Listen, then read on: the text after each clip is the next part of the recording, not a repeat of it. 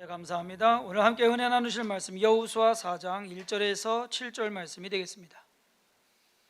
여호수아 4장 1절에서 7절 말씀.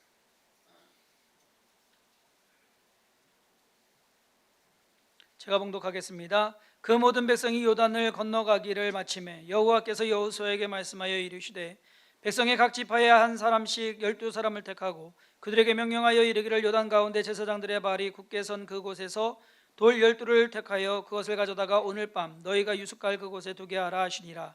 여호수아가 이스라엘 자손 중에서 각 지파에 한 사람씩 준비한 그 12사람을 불러 그들에게 이르되 요단 가운데로 들어가 너희 하나님 여호와의 궤 앞으로 가서 이스라엘 자손들의 지파 수대로 각기 돌 한 개씩 가져다가 어깨에 매라. 이것이 너희 중에 표징이 되리라. 후일에 너희의 자손들이 물어 이르되 이 돌들은 무슨 뜻이냐 하거든 그들에게 이르기를 요단물이 여호와의 언약궤 앞에서 끊어졌나니 곧 언약궤가 요단을 건널 때에 요단물이 끊어졌으므로 이 돌들이 이스라엘 자손에게 영원히 기념이 되리라 하라 하니라. 아멘. 오늘 여호수아서 4장을 가지고 말씀 나누겠습니다. 여호수아 4장의 전체 기록은요, 요단강을 건너서 처음 이제 자리 잡게 된 그곳에 하나님께서 여호수아에게 명령을 내리십니다. 요단강에서 돌 12개를 취해서 거기다 기념비를 세워라 라고 하는 명령을 내리십니다. 성경을 창세기에서부터 요한계시록까지 다 뒤져봐도 여러분들이 아는 저기로 하나님께서 기념비 세우라고 하신 적이 있는가? 혹시 기억나는 거 있으세요? 하나님께서 기념비를 세우라고 한 것이 없습니다.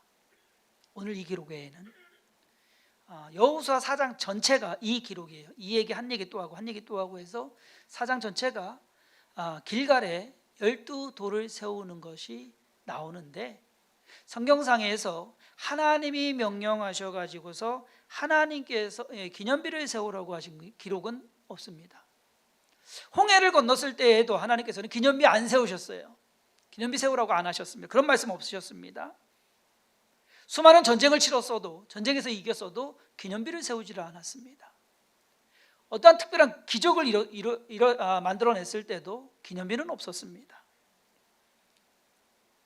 성경에서 요단강을 건너고 나서야 하나님께서 명령하셔가지고 이 12돌을 세우는데 이것은 어떠한 기념비적 의미가 있습니다. 그 외에 기념비라는 내용이 몇 번 나오기는 해요. 좀 더 말씀을 진행해 가면서 살펴보도록 하겠습니다. 저는 오늘 여호수아 4장의 기록을 가지고 길갈에 세운 12돌이라는 제목으로 하나님께서 여호수아로 하여금 세우라고 하신 이 12돌의 의미에 대해서 한번 생각해보고 우리의 삶에서 어떻게 적용할까? 그것에 대해서 또 말씀해 보도록 하겠습니다.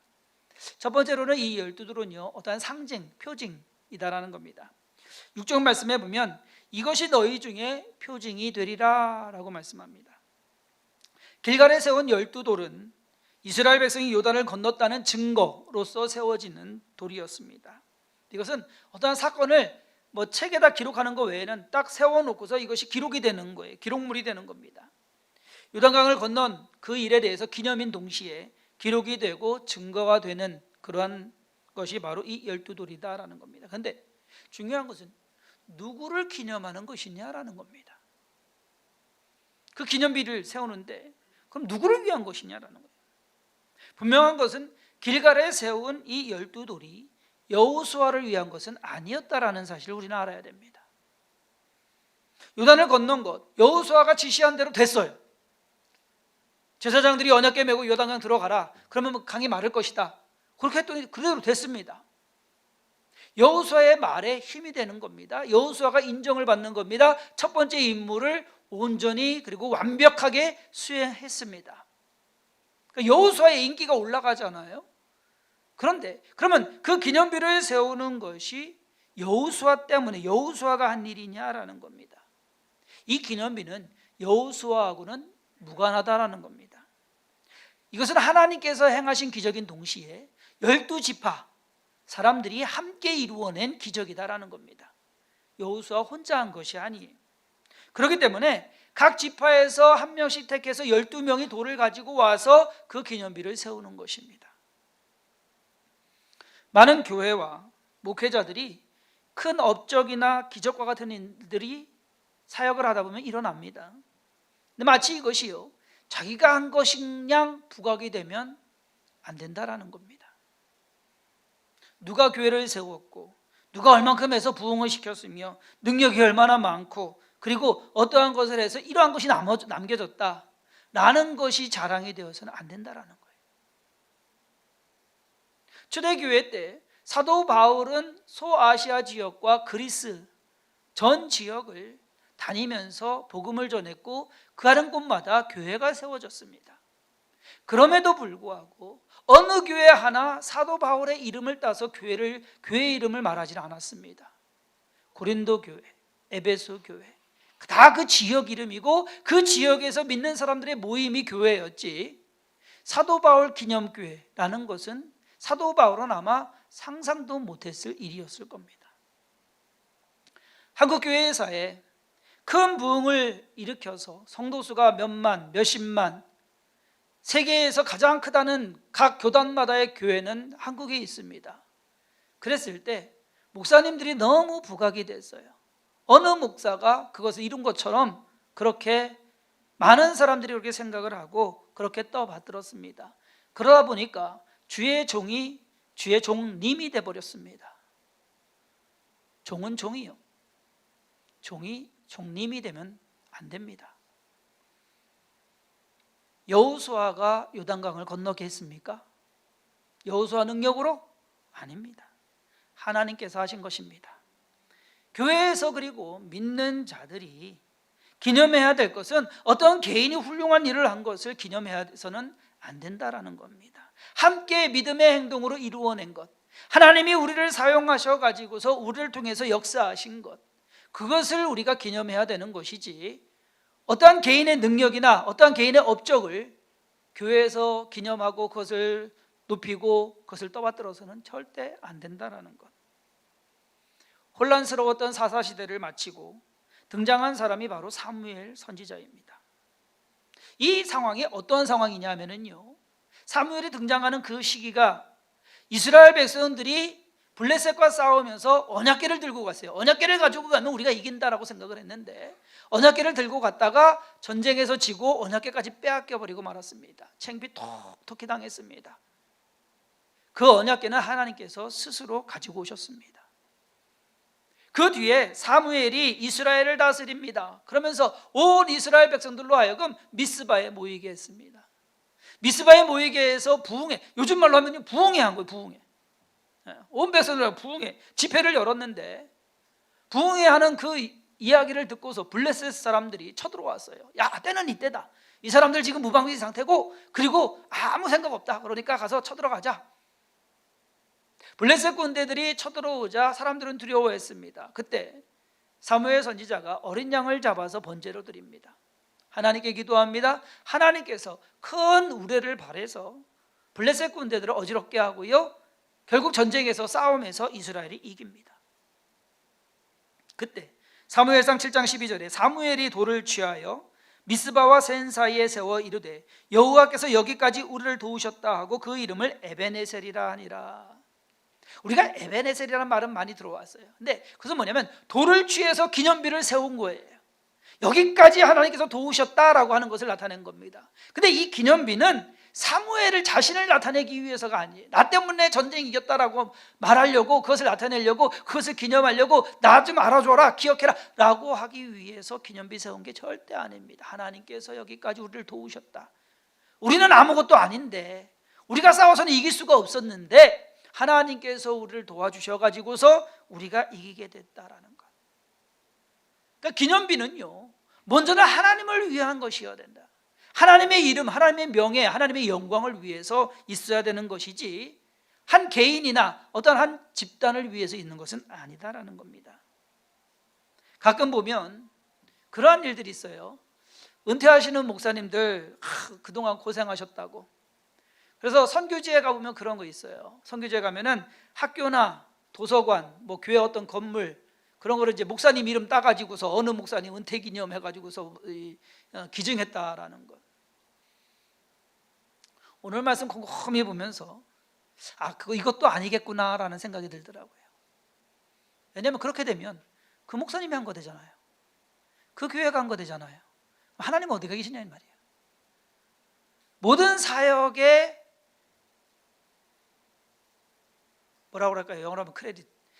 모든 사역에 누가 했다라는 것을 하는 것은 하나님이 하셨다라는 것 외에는 없어야 되는 것을 믿으시길 바랍니다. 우리가 그걸 알아야 돼요. 우리가 앞으로 신앙생활 해나가면서도 마찬가지예요. 저와 여러분들 신앙생활 해나갈 때 우리가 명심해야 되는 것은 뭐냐면 모든 것을 하신 것은 누가 했다라고 하면 안 된다라는 거예요. 하나님이 하셨다라는 것. 그것만이 나와야 되는 것이지 누가 훌륭하고 누가 위대해서 하나님 앞에서 위대하고 훌륭한 사람이 누가 있겠습니까? 징표로서 길갈에 세운 12돌은 이스라엘 백성이 요단강을 건너는 것을 기억하게 하고 기념하게 하는 의미와 목적이 있습니다. 그런데 문제는 뭐냐? 그것은 하나님을 위한 것이었다. 그것을 경험한 사람이 아닌 하나님께서 하는. 그렇기 때문에 저와 여러분들이 늘 명심해야 되는 거 그거예요. 다른 거 아니에요. 잘못하다가는 우리가 우리 이름 내기 쉬워요. 우리가 이거 했다. 주성긴 교회가 이거 했다. 자랑하고 싶고. 그렇죠. 그런데 자칫 잘못하다가는 우리가 기념비를 세우더라니까요. 사무엘상 15장에 보면 사울 왕이 하나님의 명령을 받습니다. 아말렉을 가서 진멸해라. 가서 싸워요. 이겨요. 그러면 하나님 말씀대로 순종해서 아말렉을 진멸해야 되는데 아닙니다. 아각 왕을 사로잡아 옵니다. 왜? 내가 전쟁에서 이 사람이 이겼습니다 라고 해서 자랑하려고 데리고 와요. 살진소와 양을 죽이지 않고 또 그걸 끌고 와요. 왜? 핑계는 그래요. 하나님께 좋은 것을 하나님께 번제드리기 위하여 핑계였습니다. 사무엘이 이 이야기를 듣고 사울 왕을 만나러 갑니다. 사무엘상 15장 12절에 사무엘이 사울을 만나려고 아침에 일찍이 일어났더니 어떤 사람이 사무엘에게 말하여 이르되 사울이 갈멜에 이르러 자기를 위하여 기념비를 세우고 발길을 돌려 길갈로 내려갔다 하는지라. 자기를 위해서 전쟁에서 승리했다고 해서 자기를 위해서 기념비를 세웁니다. 내가 이만큼 했다라고 하는 것. 여러분, 교회가 또 목회자가 잘못하다가 보면은요, 우리가 이만한 거 이루었다라고 해갖고서 자랑하는 것. 사울이 전쟁 기념비를 세운 것과 별반 다를 것이 없을 수도 있다라는 것입니다. 아말렉과의 전쟁은 하나님께서 이기게 하신 것이지 사울이 잘나서 이긴 것은 아니다라는 것. 우리는 그것을 알아야 됩니다. 성경에 나오는 또 다른 기념비는 압살롬이 세웁니다. 그러니까 성경에 딱 요 세 가지예요. 사무엘 선지자가 세운 것, 그 다음에 사울 왕이 세운 것, 그 다음에 압살롬이 세운 것. 사무엘하 18장 18절에 보면 압살롬이 살았을 때에 자기를 위하여 한 비석을 마련하여 세웠으니 이는 그가 자기 이름을 전할 아들이 내게 없다고 말하였음이더라. 그러므로 자기 이름을 기념하여 그 비석에 이름을 붙였으며 그 비석이 왕의 골짜기에 있고 이제까지 그것을 압살롬의 기념비라 일컫더라. 압살롬은 여러분 너무 잘난 사람이에요. 잘났어요. 생긴 것도 잘생겼고 머리도 똑똑해요. 그런데 압살롬이 보니까 자기가 아들이 없어요. 왕위를 자기 뒤를 이을 아들이 없어요. 그러니까 자기 이름을 누가 좀 기억해 줬으면 좋겠는데 후손이 없으니까 비를 세워가지고서 압살롬 이름을 남겨놓습니다. 다른 사람들이 좀 알아주기를 바래가지고. 그게 무슨 소용이냔 말이에요. 그렇게 잘나고 그렇게 훌륭한 그것 때문에 죽었어요. 너무 잘나서 죽은 사람이 압살롬입니다. 기념비 세우면 뭐하냔 말이에요. 이스라엘의 성지순례를 가거나 유럽 교회들을 가보면 제자들의 이름이나 성인들의 이름을 따서 누구 기념교회라고 해서 세운 것이 거의 대부분입니다. 건물도 참 훌륭하게 기가 막히게 지어놨습니다. 여러분, 베드로 성당이라고 하면 과연 베드로가 좋아할까요? 우리가 생각해 봐야 됩니다. 과연 베드로는 자기를 위한 이름 따가지고서 성당을 졌는데, 교회의 건물을 졌는데 베드로는 과연 좋아할까요? 아니, 그럼 주님은 좋아하시겠냐고요. 누구를 위한 교회이고 누구를 위한 성당입니까? 교회나 성당은 하나님을 예배하는 장소로서의 그 기능만 있는 것이지 더 있는 것도 아닙니다. 어떤 위대한 인물의 이름이 거기 붙는 순간 오히려 그것은 하나님의 영광을 가리는 일이 될 수가 있다는 것을 우리는 알아야 됩니다. 그러므로 무언가 기념비를 세운다라고 하는 것은 하나님의 영광이 아니면 하지 말아야 됩니다. 두 번째로 이 기념비를 세운 것은 다음 세대를 위해서였다. 하나님께서 여호수아로 하여금 요단강 바닥에서 12돌을 취해가지고서 갖고 와서 그것을 쌓게 하십니다. 12돌을 쌓게 한 것은 자랑하기 위해서, 우리 요단강 건넜다라고 하는 것을 나타내기 위해서 아니요. 오늘 본문 말씀 6절과 7절에 이것이 너희 중에 표징이 되리라. 후일에 너희의 자손들이 물어 이르되 이 돌들은 무슨 뜻이냐 하거든 그들에게 이르기를 요단물이 여호와의 언약궤 앞에서 끊어졌나니 곧 언약궤가 요단을 건널 때에 요단물이 끊어졌으므로 이 돌들이 이스라엘 자손에게 영원히 기념이 되리라 하라 하니라. 이 돌들은 지금 요단강을 건넌 그것을 경험한 그 사람들을 위해서 쌓는 것이 아니에요. 이 요단강을 건너보지 못한, 이미 그 안에서 살고 태어난 그 이야기를 말로만 듣던 그 후손들을 위해서 쌓는 것입니다. 자기를 위한 것이 아니란 얘기예요. 여호수아 오늘 4장 마지막 절인 24절에 이는 땅의 모든 백성에게 여호와의 손이 강하신 것을 알게 하며 너희가 너희 하나님 여호와를 항상 경외하게 하려 하십니다. 이유가 그겁니다. 하나님의 손이 강하신 것, 하나님께서 향하신 것을 알게 하고 그리고 하나님 경외하기 위해서 이 기념비를 쌓는다라는 겁니다. 다른 이유 없다라는 거예요. 길갈에 세운 12돌은 여호수아나 이스라엘 백성이 대단한 기적을 행한 것을 자랑하기 위해서 세운 것은 절대 아닙니다. 하나님께서 도우셨고 하나님께서 행하셨고 그것에 순종해서 이 일이 이루어졌다라는 것, 그것을 후대들이, 나중에 후손들이 이야기를 듣고 그 이야기 속에서 하나님을 경험하고 하나님을 경외하도록 하나님께서요 왜 길갈에 여기에다가 그것을 쌓게 하셨을까? 왜냐하면은 생각해보면은요 홍해하고 요단강하고 비교하면 어디가 더 큽니까? 홍해가 더 크잖아요. 홍해가 갈라진 게 더 크잖아요. 더 대단한 기적 아닙니까? 그런데 홍해가를 건넜을 때는 이 돌 쌓아라, 기념비 세워라 말씀이 없으셨어요. 그런데 그 조그만 요단강 건넜을 때에는 하나님께서 기념비를 세워라. 왜 그럴까요? 여러분, 홍해 건넌 데에는 거기서 이스라엘 백성이 살 곳이 아닙니다. 약속의 땅이 아닙니다. 그것은 그냥 스쳐 지나가는 곳입니다. 거기에 연연할 필요 없습니다.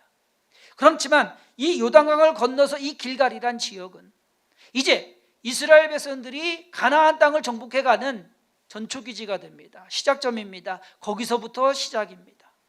의미가 다르다는 얘기입니다. 이스라엘 백성들이 정착해야 되고 앞으로 그 땅에서 대대로 아들 딸 낳고 살아야 되며 그 후손들이 그 속에서 하나님을 경외해야 되는, 하나님을 섬겨야 되는 그러한 의미에서 다음 세대들, 그 후손들을 교육하기 위한 그 목적이 더 크다라는 것. 오늘 말씀에서 우리가 알아야 하고 명심해야 할 것은 우리의 이름이나 명예가 드러나면 안 된다라는 겁니다. 우리를 통한 하나님의 영광이 드러나야 되는 것을 믿으시길 바랍니다. 그거 아세요?